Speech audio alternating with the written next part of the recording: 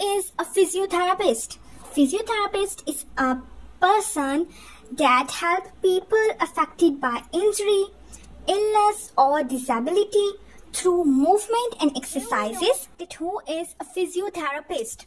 Physiotherapist is a person pulling you out of pain, handing over to you or support your problems ranging from shoulder pain to plantar fasciitis, iliac crust pain to Achilles tendon. Our aim would always be to hold you up and make you survive, help you in your problems, encourage you, rehabilitate you, and make you believe that physiotherapists are not for nothing, improving your body muscles, smile to your face, and to catch tones of astonished gaze.